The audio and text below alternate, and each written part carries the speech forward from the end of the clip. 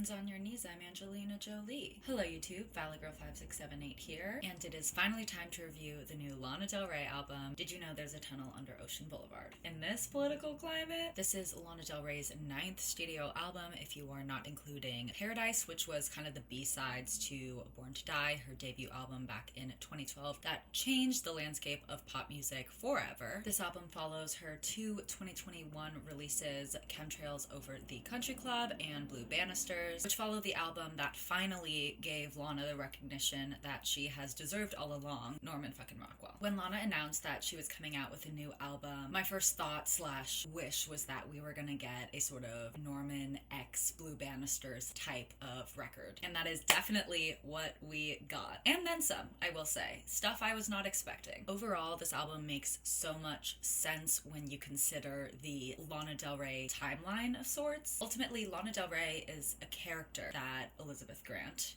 Lana Del Rey, created back in the early 2010s as a carrier of sorts for her unique and often controversial feelings and thoughts on being a woman in America. What people didn't really take note of at the time that Born to Die and Ultraviolence and Honeymoon was coming out was that she was actually pushing the envelope of not just pop music, but what pop music meant and could be. Has it led to some controversy? Of course. I mean, as she says on Grandfather, stand on the shoulders of my father while he's deep sea fishing. I'm folk, I'm jazz, I'm blue, I'm green. Regrettably, I'm also a white woman. It feels like an elegy of Lana Del Rey from Lana herself. It's just kind of like laid out for you on this particular song. The orchestral build is very divine, which is a huge theme on the album. On the first track, The Grants, which was the third single, she mentions her pastor, who later has quite the eerie interlude on the album. Divinity is very present on John Petit's interlude as well, and his vocals alongside Lana's add so much to the end of Candy Necklaces and its trajectory as a song. This song is a perfect example of the general eeriness of the album as a whole, and while some of that does come from the like divine aesthetics I'm talking about, a lot of it also comes from the rawness of the relationship of her vocalizations with the instrumentation and production. Thematically though, she is kind of coming back to contemplating life and death, kind of like she was on Born to Die, like on Kintsugi when she's talking about experiencing her grandparents' past and recalling this idea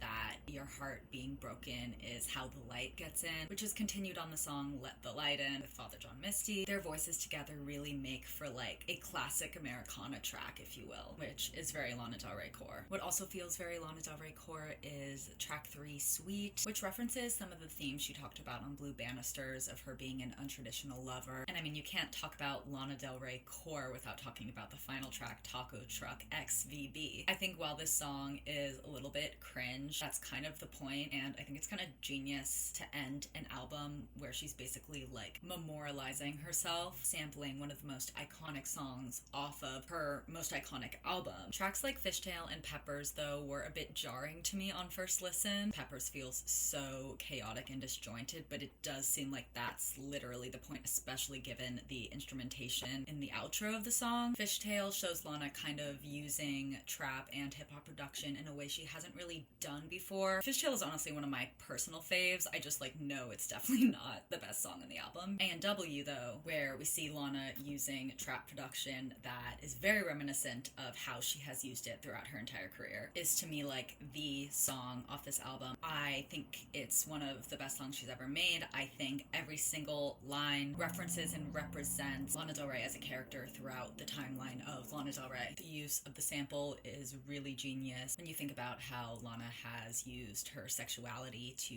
make a point throughout her entire career. And I mean, this is the experience of being an American whore, is just, I've never felt so seen. No matter if people see it at the time, Lana will always be ahead of the times. I am going to give this album a 9. Thank you so much for watching this video. As always, remember to like and subscribe. Let me know what you thought of this album in the comments. A Patreon is in the works, and that is where I will be posting the reactions to the albums that I review on here. Remember to follow me on my silly social media stuff, all linked below, and I'll see you next time. Signing off, bang bang kiss kiss.